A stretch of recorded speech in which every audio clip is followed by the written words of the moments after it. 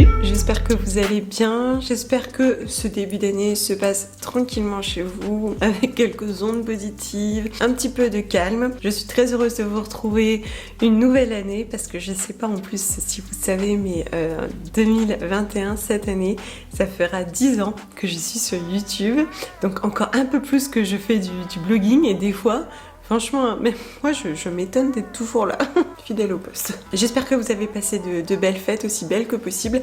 D'ailleurs c'est drôle parce que j'en discutais avec des personnes, voilà, des commerçants, des gens comme ça que je croisais dans la vie, avec qui je parle de toute évidence beaucoup, que finalement le bilan de ce Noël n'était pas si négatif que ça, au contraire, on était revenu un peu à l'essentiel. Il y avait même un jeune homme qui me disait qu'au final il avait apprécié de se retrouver juste avec son père, sa mère, ses frères et ses sœurs, parce que d'habitude il y a tellement de monde, il y a tellement de brouhaha, il y a tellement d'agitation qu'on passe à côté de certains détails, de certaines choses un petit peu plus fortes et plus essentielles, parce que on est aspiré par l'agitation. Et au final, je sais pas si des fois ça vous fait ça, mais il y en a tellement que quand ça se termine, on a l'impression de rien avoir vu, rien avoir vécu.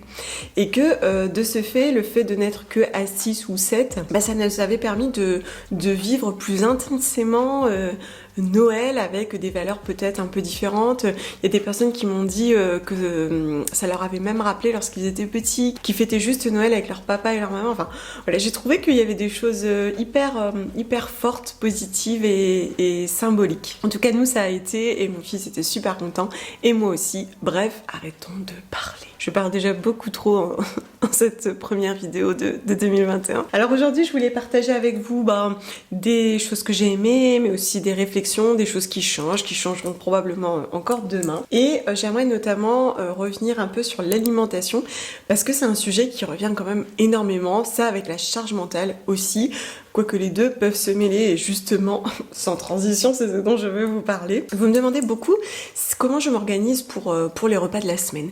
Et très souvent, il y a une question qui revient, c'est tu fais quoi comme batch cooking, etc. Mais en fait, le truc, c'est que je ne fais pas de batch cooking. Alors, le batch cooking, c'est le fait de cuisiner pendant plusieurs heures le week-end pour toute la semaine, en avance. Et non, je ne fais pas ça, je n'aime pas ça.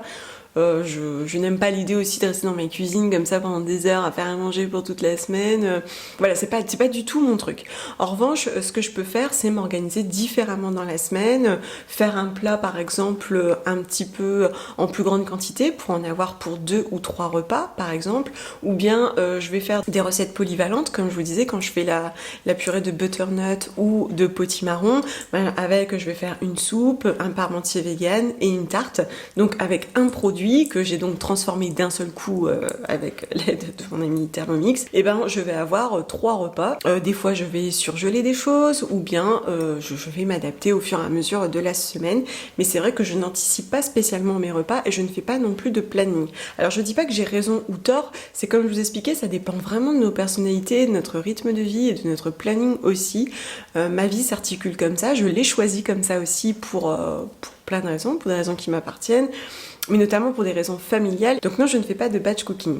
En revanche, j'ai appris avec le temps, la vieillesse et l'expérience, à m'organiser un petit peu différemment. Alors je sais pas pourquoi, il y a une chose que je ne faisais pas spécialement, c'était faire des réserves.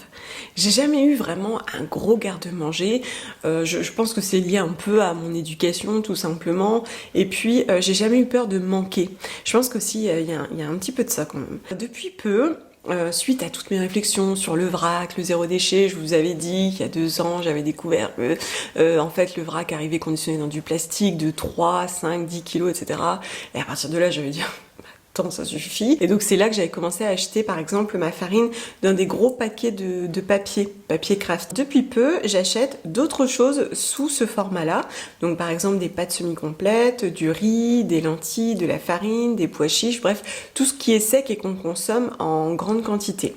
Et comme mes hommes sont de très grands consommateurs de pâtes, autant vous dire que les 3 kilos de pâtes, ils passent easy, sans problème. Du coup, depuis peu, j'achète des gros conditionnements. Alors, ces gros conditionnements, on peut en trouver un petit peu en boutique bio, en boutique de vrac. J'ai vu que certains vendaient effectivement leurs gros conditionnements, donc qu'ils reçoivent pour transvaser dans leurs petites tirettes, mais on en trouve aussi sur internet ou parfois un petit peu dans les hypermarchés. Donc là, moi, ce que je vous montre, je l'ai pris sur la fourche parce que ça m'arrangeait bien, que c'est pratique et que l'offre me correspond, mais bon, voilà, c'est à vous de voir. Donc c'est ceci. Donc là par exemple c'est de la semoule complète donc pour faire du couscous. Donc c'est 3 kilos sauf erreur de ma part. Finalement une fois compacté c'est pas si grand que ça parce que comme d'habitude on nous vend toujours un petit peu d'air. Hein. Mais c'est vrai qu'il faut un petit peu de place, mais pas tant que ça. En fait, je remplis à peu près 500 grammes mon bocal le parfait. Et puis ensuite, je le ferme bien et hop, je le remets dans la cave ou dans un petit coin. Et j'avoue que c'est assez pratique et que ça m'offre aussi une certaine sérénité de l'esprit. Parce qu'en fait, à un moment donné, je me suis retrouvée à avoir tellement d'engagement, de conviction, etc. à vouloir consommer. Donc en vrac, sans plastique, plutôt local, vegan, plutôt équitable, plutôt éthique, et encore éthique, on sait même plus ce que ça veut dire, que des fois je me retrouvais à me culpabiliser de faire certains choix, et voilà, au final j'ai posé tout à plat, je me suis dit bah, qu'est-ce qui est important pour toi, qu'est-ce que tu veux privilégier, et au final, je trouve que c'est assez pratique parce que ça m'évite de faire des allers-retours à la boutique de vrac. Le jour où j'ai oublié mes sacs à vrac, je me culpabilise encore, allons-y. Et finalement, ça me va plutôt bien d'avoir ça dans la cave. Je remplis mon bocal et ça roule. Alors bien sûr, j'achète pas de tout parce que je pense quand même que l'idée c'est pas non plus d'avoir une épicerie de vrac chez toi. Enfin bon, tu fais ce que tu veux. Mais voilà, moi j'ai le minimum. Voilà, le riz, les pâtes, on en consomme quand même beaucoup. Ben ça j'en ai toujours en bas et c'est super pratique. Et ça c'est un petit peu ma petite révolution de ces dernières semaines. Comme ça c'est très pratique, c'est bien plus facile.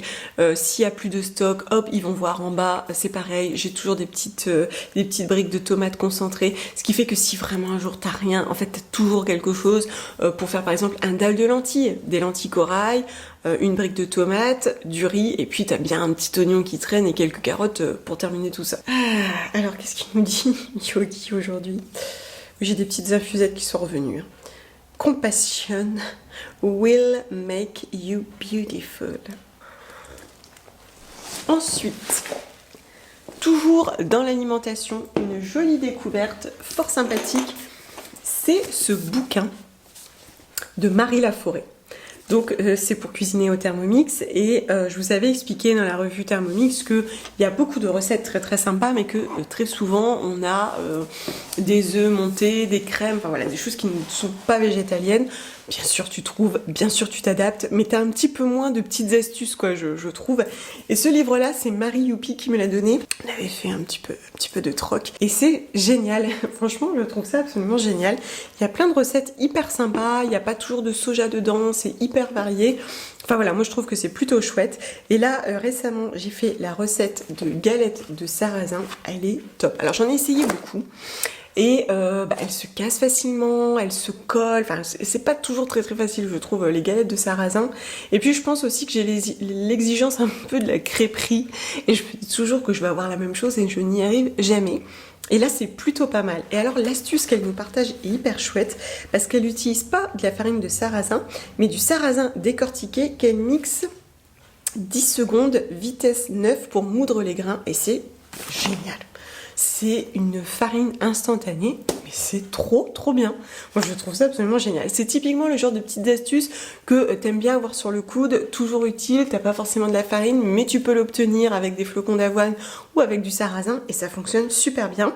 La recette elle est très sympa, hyper légère, très facile à faire et il y a plein d'autres petites recettes très très chouettes. Je trouve que voilà, c'est plutôt varié, moi ça me plaît bien.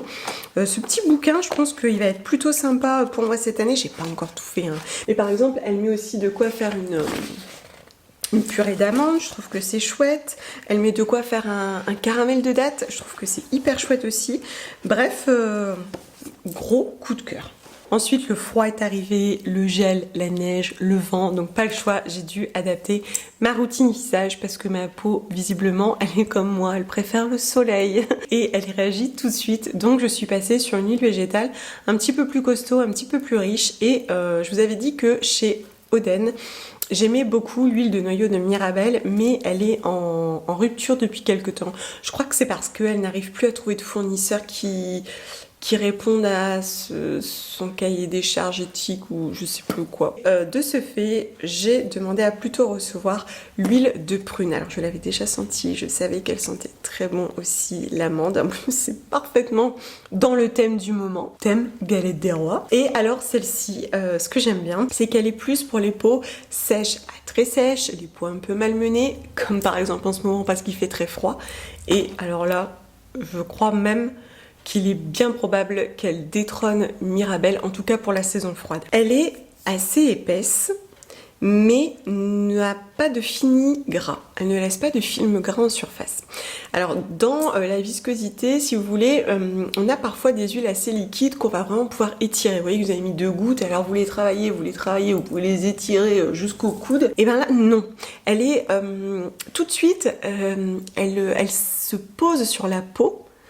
Et rapidement tu sens que tu peux plus l'étirer. Elle vient tout de suite apporter du réconfort à la peau et elle pénètre hyper rapidement. Je trouve qu'elle est vraiment très vite absorbée par la peau et qu'elle apporte du coup beaucoup de réconfort et qu'elle scelle encore plus vite l'hydratation.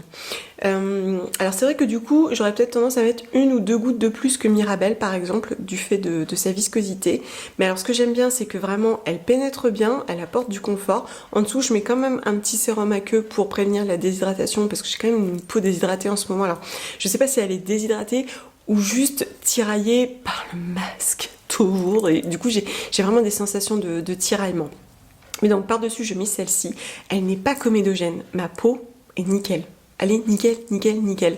Je trouve qu'elle est vraiment très très belle, bien lumineuse. Je trouve aussi qu'elle lui a donné un petit coup de peps et je crois bien que ça va être mon petit chouchou de l'hiver. Parce que pour cette saison, elle est idéale. Ensuite, celui qui m'a réconciliée avec les shampoings solides mais saponifiés à froid. Celui de Aïda. Alors comme je vous le disais, je lui décerne le savon d'or et il le mérite parce que j'ai jamais été très copine avec les savons pour cheveux parce que souvent j'avais des petits résidus gras qui restaient, etc. Alors celui-ci, je ne sais pas si c'est parce qu'il contient du rassoul, qui contient naturellement de la saponine, etc. Mais celui-ci, il me réussit bien mieux que les autres. Il est vraiment très doux, il me fait des très beaux cheveux. Mon fils aussi, ça lui fait une super jolie chevelure. Il prend soin du cuir chevelu, je trouve que il se rince bien, mieux que les autres. Alors il demande quand même toujours de diviser la chevelure pour appliquer, masser et ensuite rincer, mais je le trouve absolument génial. Alors il n'a pas de parfum ou d'huile essentielle ajoutée, du coup c'est assez simple dans les odeurs. En plus il est un peu marron verdâtre, donc c'est vrai que c'est pas très vendeur dit comme ça. Mais il est vraiment très doux, très efficace. Ça c'est un gros coup de cœur parce que c'est un shampoing vraiment slow qui va permettre au cuir chevelu aussi de s'apaiser, d'éviter les irritations, les démangeaisons, enfin bref, je vous remets la revue cheveux juste en dessous. Un coup de cœur et non des moindres. ASMR. Alors ça, c'est un cadeau de mon chéri. Un casque pour le vélo. J'adore. Je l'adore. Alors, je l'adore pas pour son look, parce qu'il est quand même costaud, quoi. Hein, c'est vrai que quand tu le mets, on ne voit que ça. On dirait que tu vas faire de l'équitation ou que tu vas prendre ton scooter. C'est vrai. Donc celui que j'avais avant, c'était le violet. Je sais pas si vous allez vous rappeler, violet mat. Donc c'était le même volume. Mais l'avantage de ce casque, c'est que déjà il te protège vraiment très bien. Donc j'ai fini par me faire à l'idée du look quand même. Je me suis dit la sécurité, la vie, est-ce que c'est pas plus important que le look? Et pourquoi j'ai changé? Parce que le violet, je l'aimais beaucoup. Et puis rapidement, au bout de quelques mois d'utilisation, il a commencé à bouger parce qu'en fait les protections intérieures se descratchaient, bougeaient, donc ne me protégeaient plus, voire même me blessaient avec le scratch. J'avais plein de petits traits là, mon fils me demandait tout ce qui m'était arrivé. Bon bah, c'est juste le scratch qui était parti. La visière bougeait, au final le casque bougeait, ce qui est dangereux parce que si votre casque est pas bien en place et que vous chutez, il est possible qu'il parte par exemple vers l'arrière. Si vous tapez sur le front, c'est le drame. Donc voilà, l'idéal c'est quand même que toutes les protections restent en place. Et j'avais fait une petite remontée d'ailleurs sur le site de Decathlon. J'avais mis mon avis en disant voilà, moi je suis moyennement satisfaite parce que je trouve vraiment que les protections sont pas du tout pratiques, et là je trouve que celui-ci est bien mieux pensé, plus ergonomique aussi, toujours aussi gros, toujours aussi volumineux, mais bien mieux pensé, avec des protections plus fines. dont une partie est solidaire du casque. C'est mieux pensé, ici c'est cousu, la visière ne bouge pas. Et alors, la protection des oreilles quand il fait 0 degré, mais tu es trop content. Tu vois tout le monde mettre un bandeau, un petit bonnet, toi, non, t'as super chaud avec ton super casque. Alors c'est vrai, il est gros, un peu grossier, mais alors, quand il fait froid, tu es tellement content de l'avoir sur la tête. Il est génial.